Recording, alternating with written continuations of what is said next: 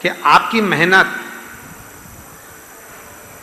आप जब बाबा देवादिदेव महादेव से आस लगाकर बैठे रहे कि कथा लोरमी में होगी और देवादिदेव महादेव कराएंगे, तो आज लोरमी वासियों को ये मौका मिलेगा। जितने लोरमी के इस पवित्र प्रांगण में बैठकर सुन रहे हैं उनसे भी, जितने फेसबुक यूट्यूब पर कथा श्रवण कर रहे हैं एक दिवसीय शिव चर्चा, उनसे भी,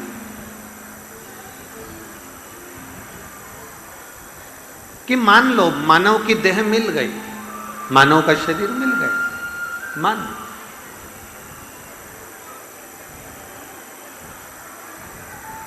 अब इतने नजदीक हम पहुंच गए, ना जाने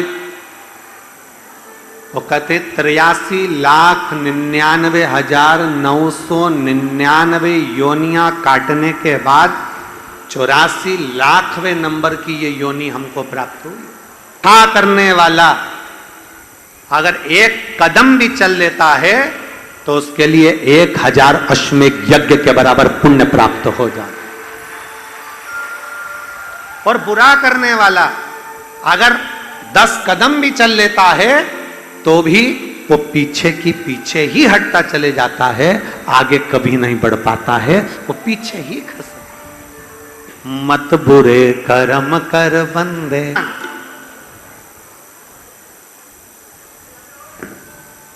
केवल यही नहीं चलता कि तेरा क्या होगा रे कालिया, ऊपर भी चलेगा, तेरा क्या होगा रे कालिया। एक कदम चलना बहुत अच्छा है, अगर बुराई के 10 कदम चल रहे हो तो वो शून्य के बराबर।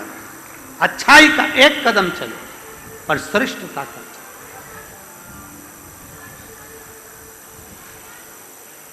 भय में नहीं, डर में नहीं,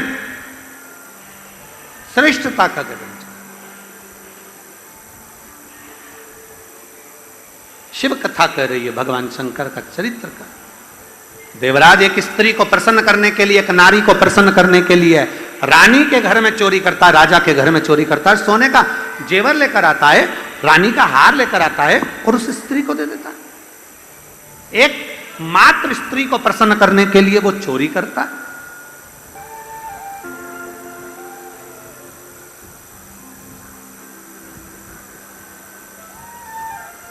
ऐसी प्रसन्नता किसी काम की नहीं जिस प्रसन्नता से दूसरे का दिल दुखे या दूसरे को कष्ट हो। चोरी का धन लेकर जा रहा था, शरीर में पड़ गया ताप, जैसे ही शरीर में ताप पड़ा, बुखार आया, कहां जाऊं, ठंड सी लगने लगी, शंकर के मंदिर में प्रवेश कर गया, शिव मंदिर के अंदर, और भूलवश गया है शंकर के मंदिर में, भूलवश।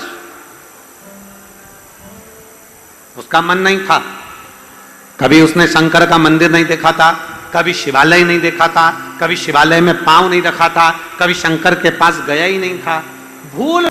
और आप में से भी कई माताएं ऐसी होंगी, कई बहन ऐसी होंगी, कई मेरी जीजियां, कई मेरे जीजा ऐसे होंगे, कई बेटियां, कई बेटे ऐसे होंगे जो बहुत दिनों से विचार कर रहे होंगे, पर कभी अचानक उन्होंने शिव महापुराण की कथा सुनना प्रारंभ करी और उनके मन में भाव जागृत हो गया कि नहीं, मुझे शंकर के द्वार जाना है, मुझे शिवालय तक जाना है, मुझे शंकर की चौखट तक जाना है।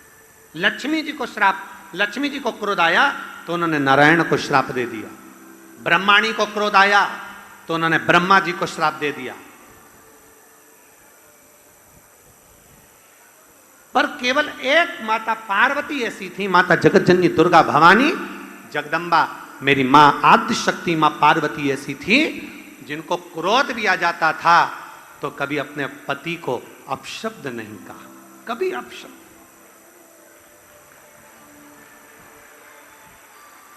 कभी नहीं। क्रोध किसको नहीं आता, गुस्सा किसको नहीं आता। एक चींटी जा रही है ना, चींटी को बार बार रोकोगे तो चींटी को भी क्रोध आ जाएगा। एक चींटा जा रहा है, चींटे को बार बार रोकोगे तो चींटे को क्रोध आ जाएगा। किसको नहीं आता, किसको ना आए। और देवराज ने गलत नारी का संग, गलत स्त्री का संग पकड़ लिया। उस स्त्री ने कह दिया रानी के गले में जो हार है वो मेरे गले में चाहिए।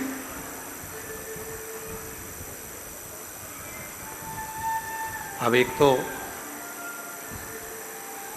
काम में डूबा, फिर लोभ में डूब गया, फिर आसक्ति में डूब गया, तृष्णा में डूब गया, वासना में डूब गया। और मालूम पड़े जो ये सब लोभ, तृष्णा, आसक्ति, काम, क्रोध, इन सब में डूबता चले गया, तो आखिरी में फिर बर्बाद। फिर आखिरी में कुछ नहीं, उसकी बर्बादी निश्चित हो गई। रानी के महल में पहुंच गया और रानी के महल में जाकर, रानी के महल में जाने के बाद उसने रानी के हार की चोरी कर ली। चोरी का धन लेकर राजदूत उसके पीछे डाल रहे थे।